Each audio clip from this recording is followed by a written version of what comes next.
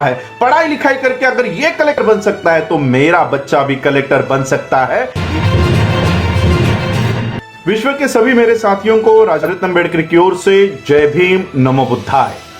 यह बात उस समय की है जब डॉक्टर बाबा साहब अम्बेडकर कानून मंत्री के पद पर विराजमान थे। उस समय जब डॉक्टर बाबा साहब अम्बेडकर इस देश के कानून मंत्री थे, उस समय अनुसूचित जाति का एक लड़का ये आईएएस की परीक्षा पास होकर कलेक्टर बन गया था। बाबा साहब को इस बात का पता चला। बाबा साहब को पता चला कि हमारे समाज का एक लड़का आईएएस परीक्षा पास होकर वो कलेक्टर बन गया है। बाबा साहब को इस बात पर गर्व हुआ, अभिमान महसूस हुआ। बाबा साहब ने अपने कार्यालय से ये मांग की कि उस कलेक्टर को बुलवाया जाए और बाबा साहब अम्बेडकर जी से एक मुलाकात बाबा साहब अम्बेडकर जी के घर पे तय हुई।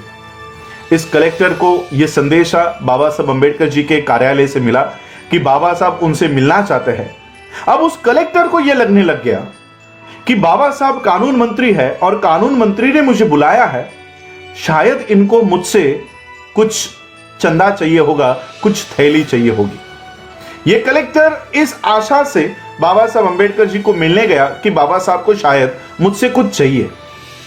बाबा साहब अपने घर पे दिल्ली के अलीपुर रोड के बंगलों पर पेपर पढ़ते हुए बैठे हुए थे। यह कलेक्टर उस समय बाबा साहब से मिलने आया। बाबा साहब ने पेपर पढ़ते पढ़ते उसको पेपर को हटाया। बाबा साहब ने देखा कि वो कलेक्टर बेटा, वो कलेक्टर बच्चा मुझे मिलने के लिए आया है। बाबा साहब ने पेपर बगल में रखा और उस कलेक्टर से कहा कि तुम अब नए नए कलेक्टर बने हो। कलेक्टर ने कहा कि जी मैं अभी कलेक्टर बना हूं। बाबा साहब ने कहा कि शासन ने आपको लाल बत्ती की गाड़ी दी होगी। कलेक्टर ने कहा हाँ मुझे लाल बत्ती की गाड़ी दी है। बाबा साहब ने कहा एक काम किया करो, हफ्ते में एक बार या 2 हफ्ते में एक बार जैसे आपको समय मिले, उस गाड़ी में बैठकर आप जिस बस्ती में रहा करते थे, जिस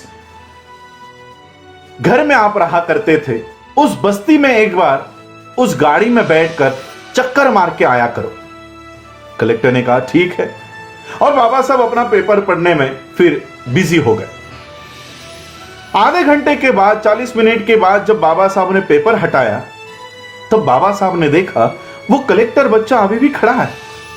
बाबा साहब ने कलेक्टर से पूछा क्या है, क्यों खड़े हो?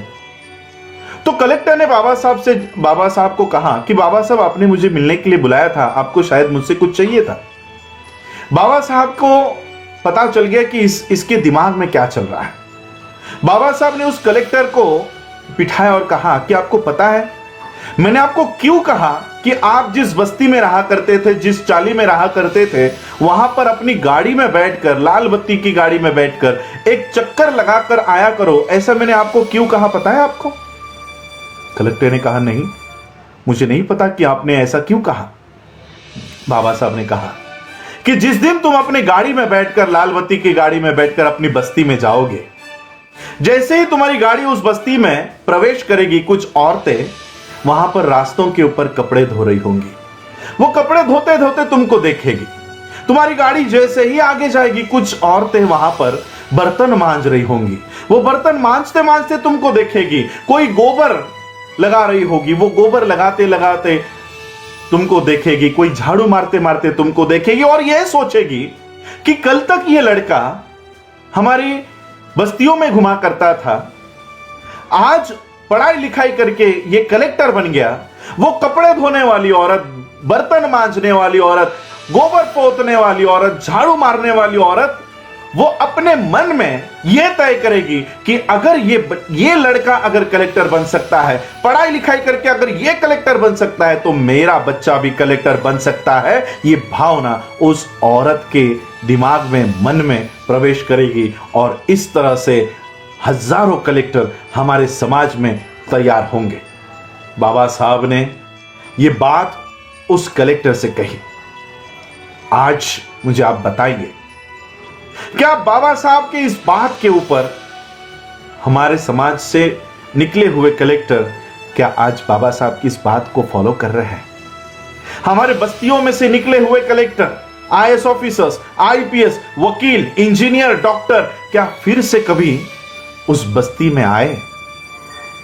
बाबा साहब ने हम लोगों को जो शिक्षा का अधिकार दिया है, यह शिक्षा का अधिकार अपने परिवार के लिए नहीं दिया है। बाबा साहब ने इस शिक्षा का अधिकार अपने समाज का उत्थान करने के लिए दिया है, और इसलिए बाबा साहब अंबेडकर जी के इस शिक्षा के अधिकार को प्राप्त करके जो लोग उस शिक्षा को अधिकार के प्राप्त करने के बाद अपने अपनी नौकरियों में और अपने अपने घरों में अगर जो कोई भी खुश होकर अपने परिवार तक सीमित इस शिक्षा का उपयोग कर रहा है, तो वो बाबा साहब अंबेडकर जी का बहुत बड़ा दोषी है। और इसलिए बाबा साहब अंबेडकर जी ने कहा कि यह शिक्षा का अधिकार तुम्हारे परिवार के लिए नहीं है, यह तुम्हारे समाज के उत्थान के लिए है।